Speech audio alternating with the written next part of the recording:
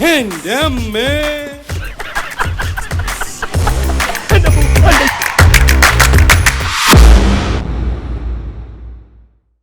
ഇതിന് മൃഗാശുപത്രിയിലൊന്ന് കാണിക്കണം. ഞാനുണ്ട്. ആട് പശു ഒന്നും ഇതിൽ കേറാൻ പറ്റില്ല. അത് ശരി. പാതിരാത്രി പെണ്ണുങ്ങളുടെ മുറി കയറാം. ഇതിലേതാ ന്യായം? ഇവിടെ എല്ലാരോടും ഒന്ന് ചോദിക്കട്ടെ. കേറിക്കോ കേറിക്കോ. ഗോപാല, എല്ലാം എടുത്തതേ ഈ വണ്ടിയിൽ വെച്ചോ. ഇത് പാലും വണ്ടിയൊക്കെയാ. ഡ്രൈവർ കൊള്ളാല്ല. ഇതെങ്ങനെ സാധിച്ചു? ചില മുഖം മൂടികൾ അഴിഞ്ഞു വീണു ഗോപാല. മൂത്തമുടി ഒന്നും അഴിഞ്ഞു വീണ്ടില്ല. അത് അവർ തന്നെ ഉണ്ട്. മൂത്തമുടി അഴിഞ്ഞു വീണ് ഷേവ് ചെയ്യണം. ആ ചായക്കടയുടെ മുന്നിൽ ഒന്ന് നിർത്തിയേ. പരമുള്ള കുറച്ച് കാശ് തരാനുണ്ട്. ഇന്നൊന്ന് സൈൻ ചെയ്യണം ഇവിടെ. കുറച്ചു നാളായി കാശ് തരാന്നും പറഞ്ഞു പറ്റിക്കുന്നു. മര്യാദക്ക് കാശെടുക്ക്. അടുത്ത മാസം തരാമോളെ. പറ്റില്ല, ഇപ്പൊ കിട്ടണം. അടുത്ത മാസം തരാന്നേ. താൻ തരുന്നോ അതോ മല്ലിക ഇങ്ങോട്ട് വിളിക്കണം? വേണ്ട, ഇപ്പൊ തന്നെ വന്നേക്കാം. നിന്റെ പേരിൽ ഒരു കംപ്ലൈന്റ് കേട്ടില്ല. നീ ഇന്നലെ ഉഴുന്നൂറൊക്കെ തോളയിട്ടില്ലെന്ന് നിന്റെ അപ്പം കൊണ്ടുണ്ടോ തോള? നീ എന്ത് കാണിച്ചാണ് ചായ കഴിക്കണത്? നിനക്കൊന്ന് ചിരിച്ചാ ആരാന്നറിയാമോ? അതെ, മല്ലയെ കാണിച്ചിന്ന് നമ്മുടെ കട മുഴുവൻ പിരിക്കണം. അവൻ എന്നെ പണ്ടൊരു കാര്യമില്ലാത്ത കാര്യത്തിന് തല്ലിയിട്ടുള്ളതാ. ചുമ്മാ അവന്റെ അമ്മക്കൊന്ന് വിളിച്ചേനെ. ഇപ്പൊ അതിന് കണക്കെടുക്കാൻ പറ്റിയ സമയോ? ഞാനത് മുതലാളി പറഞ്ഞോളാം. നിന്നെ ഞാൻ പട്ടിയെ തല്ലുന്ന പോലെ തല്ലാൻ പോവാ. എന്നെ തിരിച്ചാലേ മല്ലയെ നിന്നെ കീറിക്കളയും. അമ്മക്കുറിച്ച് നീ പാവങ്ങളെ തല്ലുവല്ലടാ.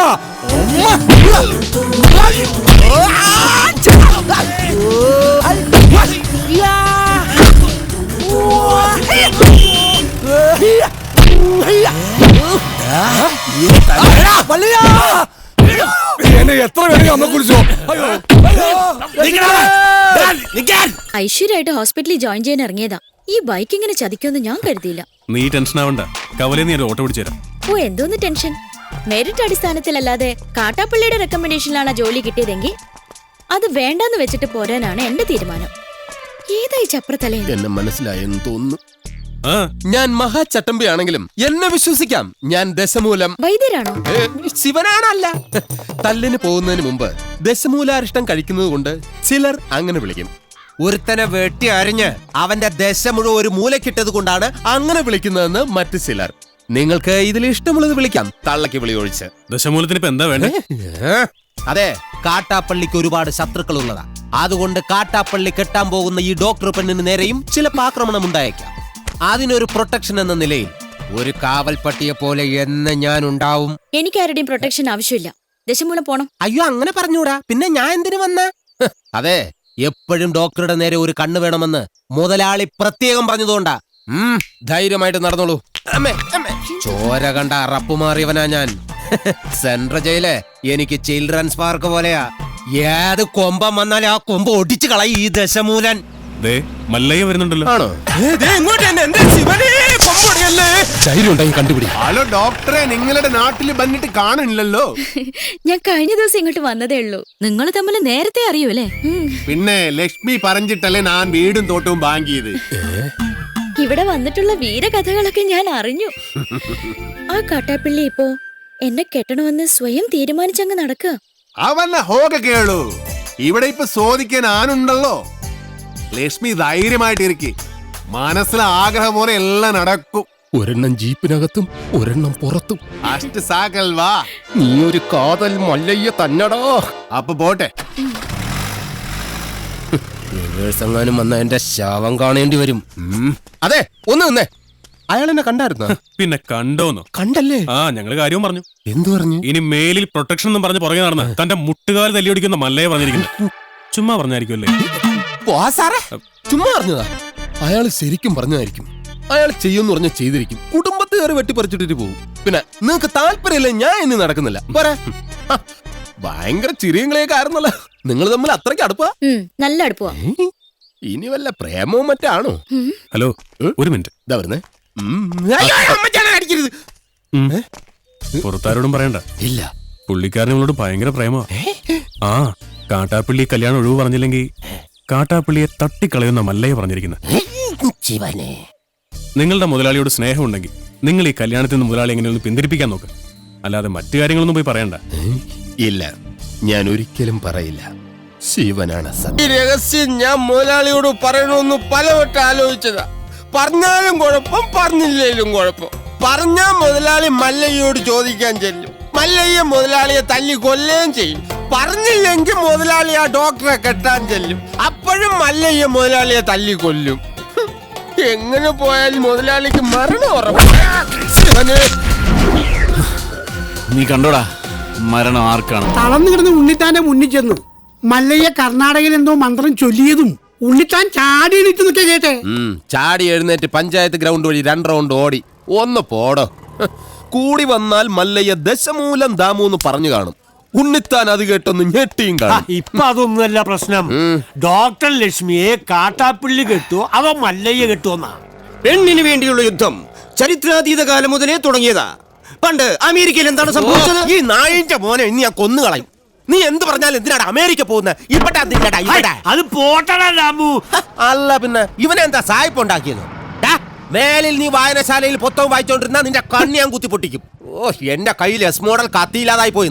പാലിന്റെ പാത്രം ഒഴിഞ്ഞെങ്കിൽ തന്നോളൂ. ഓഹോ, നീ മല്ലയ്യയുടെ വീട്ടിൽ കയറി താമസിച്ചിട്ടും മല്ലയ്യയുടെ മനസ്സിൽ കയറി താമസിച്ചത് ആ ഡോക്ടർ പെണ്ണായി പോയല്ലോ ഗൗരി. ചില മുതലാളിമാരൊക്കെ അങ്ങനെയാ പരമുള്ളേ. വീട്ടിലൊരു സെറ്റപ്പ് ഉണ്ടെങ്കിലും കല്യാണം കഴിക്കുന്നത് വേറെ പെണ്ണിനെ ആയിരിക്കും.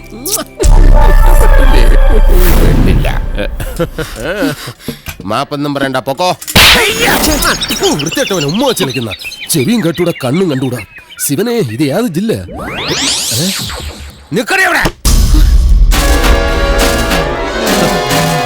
തൽക്കാലം മല്ലയെ ഇത് അറിയണ്ട. പെങ്ങളൂട്ടി പൊക്കോ. യുവമാരൊന്നും ശരിയല്ല, പൊക്കോ. സ്ത്രീകളെ ഞാൻ തല്ലാറില്ല, പക്ഷെ ഇതുപോലെ ചിരിക്കുന്നവന്മാരെ ഞാൻ വെറുതെ വിടാറുമില്ല. പാവം പെങ്ങളെ കമന്റ് അടിച്ചിട്ട് ചിരിക്കുന്നവടാ കള്ളക്കളവാ. ചിരിക്കടാ, ധൈര്യം ഉണ്ടെങ്കിൽ ചിരിക്കടാ. നിനക്കൊക്കെ എന്നെ ശരിക്കും അറിയാൻ പാടില്ല. എടാ, നീയൊക്കെ ബോംബെയിലെ അധോലോകമായ ധാരാവി ധാരാവി എന്ന് കേട്ടിട്ടുണ്ടോ? ഞാൻ കേട്ടിട്ടുണ്ട്, പോയിട്ടുണ്ട്. എന്താടാ അണ്ണാ, ഇനി പോകുമ്പോ എന്നെ കൂടെ കൊണ്ടുപോകൂ. സത്യം, ഞാൻ ഇതുവരെ പോയിട്ടില്ല. ഫുൾ ചെലവ് എന്റെ വക. കൊണ്ടുവന്നു പറ. ഇനി വേറൊരു കഥ പറയാം. ആ കൈ എടുത്തേ. ഒരു ഉറുമ്പ് ഇങ്ങനെ നടന്ന് നടന്ന് നടന്ന് നടന്ന് നടന്ന് ഞങ്ങൾ ഈ ആനയുടെ ഉറുമ്പിന്റെയും കഥ. ഒരു കാര്യം പറഞ്ഞേക്കാം, അങ്ങനെ ദേഹത്ത് തൊട്ടുള്ള കഥ പറച്ചിലൊന്നും വേണ്ട. പാവങ്ങളാണെങ്കിലും ഞങ്ങൾക്കും ഇത്തിരി അന്തസ്സും അഭിമാനമൊക്കെ ഉണ്ടെന്നുള്ള കാര്യം മറക്കരുത്. അതുകൊണ്ട് മേലിൽ അവളെ ശല്യം ചെയ്യാൻ നിൽക്കരുത്. ഭർത്താവ് തളർന്നു കിടക്കാൻ തുടങ്ങിയിട്ട് 5-6 കൊല്ലമല്ലേ? കാര്യങ്ങളൊക്കെ ഇങ്ങനെ നടക്കുന്നു. വീട്ടിലെ ചെലവിന്റെ കാര്യങ്ങളേ എന്റെ കൂടെ പോന്ന ചാണാൻ വരുന്ന കൈ കൊണ്ട് ഞാൻ സ്വർണം വരിക്കും. രണ്ടും കൂടി കിന്നാരം പറഞ്ഞു നിൽക്കാണ്ട് ആ പശുക്കൾക്ക് പുല്ലോ വൈക്കോലോ എന്തെങ്കിലും ഇട്ടു കൊടുക്ക്. ഞാൻ ഇവിടെ പശുവിന്റെ ഉച്ചിഷ്ടമയത്തെ മാറിക്കൊണ്ടിരിക്കുക. 3 നേരം വെട്ടി വിഴുങ്ങണ്ടേ? മനുഷ്യനെ പണി ചെയ്യാൻ സമ്മതിക്കൂന്ന് വെച്ചാ? ഇയാള് ഒരുപാട് പണി ചെയ്യുന്നുണ്ടെന്ന് എനിക്ക് മനസ്സിലായി. പാലില് വെള്ളം ചേർത്ത് വിൽക്കുക, വൈക്കോലും മറിച്ച് വിൽക്കുക, ഇതൊക്കെയല്ലേ താൻ ചെയ്യുന്ന പണി. എന്റെ ഈ അന്നസത്യം ഞാനങ്ങനെ ചെയ്തിട്ടില്ല. വെറുതെ കഴിഞ്ഞ ആഴ്ച നടന്ന കാര്യങ്ങൾ പറഞ്ഞ് എന്നെ നാറ്റിക്കരുത്. ഒന്നിനും വിശ്വസിക്കാൻ കൊള്ളില്ല. വിശ്വസിച്ച് കൂടെ നടക്കുന്നവരാ ചതി കാണിക്കുന്നത്. ഇവളെന്താ ഒരുമാതിരി വാവെടുത്ത പശുവിനെ പോലെ? ഞാൻ ഇന്നലെ വെണ്ണ കട്ട് വിറ്റതെങ്ങാനും ഇവളെ അറിഞ്ഞ? അതെ, ആ വീട് പണിയൊന്ന് വേഗം തീർക്കാൻ പറയണം. അല്ലെങ്കിൽ ഒരു വാടക വീടെടുത്ത് ഞങ്ങൾ ഉടനെ അങ്ങ് മാറ്റണം. എന്താ ദിടീരങ്ങനെ തോന്നാൻ കാരണം? നിങ്ങളുടെ കൂടെയുള്ള ആളെ കൊണ്ട് വലിയ ശല്യമായിരിക്കാം. ആറ് മുരുകനോ? അവൻ ഇന്നെന്ത് സെൽഡേ ചെയ്തു? എന്നെ അല്ല, മീനാക്ഷിയെ. അതുമല്ല തമാശക്കാക്കി പറഞ്ഞത്. കളിയും തമാശ ഒന്നും അവളുടെ അടുത്ത് വേണ്ട. എനിക്കോ ചീത്തപ്പേരായി, ഇനി അവൾക്ക് കൂടി ചീത്തപ്പേരുണ്ടാക്കി വെക്കണോ? നിന്റെ ഒരു ചീത്തപ്പേരുണ്ടായാൽ അത് കളയാതെ നോക്കേണ്ടത് നിൻ ജവാബ്ദാരി നന്തല്ല. കളിയാക്കണ്ട. മല്ലയ്ക്ക് നല്ല ചീത്തപ്പേരാ. ആ ഡോക്ടർ പെണ്ണായിട്ടുള്ള അടുപ്പം ഈ നാട് മുഴുവനും പാട്ടാ. പാട്ട് മാത്രമല്ല, എന്റെ പാരഡി ഇറങ്ങിയിട്ടുണ്ട്. സീടെ ഈ നാട്ടുകാരെ കൊണ്ട് ഞാൻ തോട്ടല്ലോ. ഇവരത് എങ്ങനെ മണത്തറിഞ്ഞു?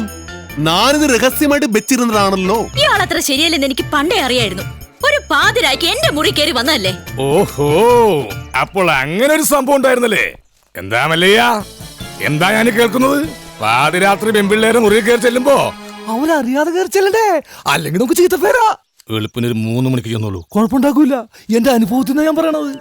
കുട്ടിയുടെ കാര്യത്തിലല്ല, നമ്മുടെ ഭർത്താവ് ഉപേക്ഷിച്ചു പോയി കാർത്തിയാനില്ലേ, ഇരിങ്ങാലക്കുട ജംഗ്ഷനിൽ പാലുറ്റി നടന്ന എന്നെ കെട്ടിയിട്ട് നാട്ടിലെല്ലാം പോയപ്പോ ജെറ്റിട്ട് ഓടിയില്ലേ ഞാൻ?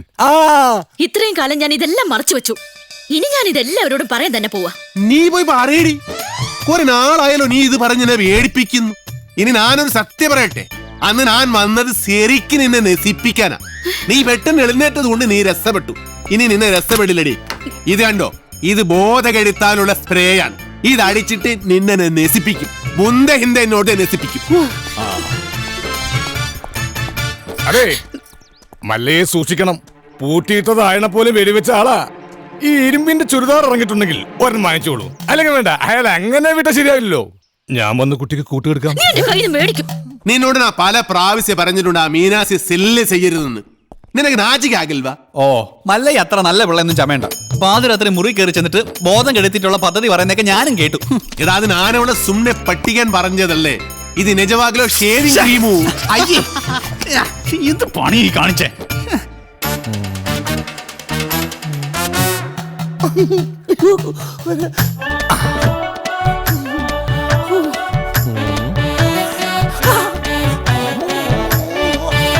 ഇത് എവിടെ സെന്റ്? സെന്റാ? ഇത് ഏക്കറാണ്. ഇന്ന് കുളിച്ചിട്ടില്ല, ഒന്നടിച്ചേ. എടാ ബദൂരി, ഇത് ബോധം കെടുത്തണം മരുന്നാണ്. ഇത് അടിച്ചിട്ടുണ്ടെങ്കിൽ ഉണ്ടല്ലോ, പിന്നെ എല്ലാം കഴിഞ്ഞിട്ട് എഴുന്നേക്കുള്ളൂ. ഇതുകൊണ്ട് എങ്ങനെ പോണത്? അത് പറയാൻ പറ്റില്ല. കൊച്ചു കെല്ലി ഉച്ചമയക്കത്തിലാണല്ലേ, ഞാൻ മയക്കിത്തരാം.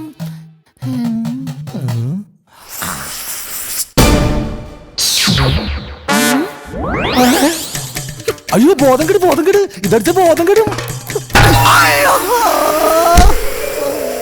ബോധം കെടാനുള്ള സ്പ്രേ തന്നെ.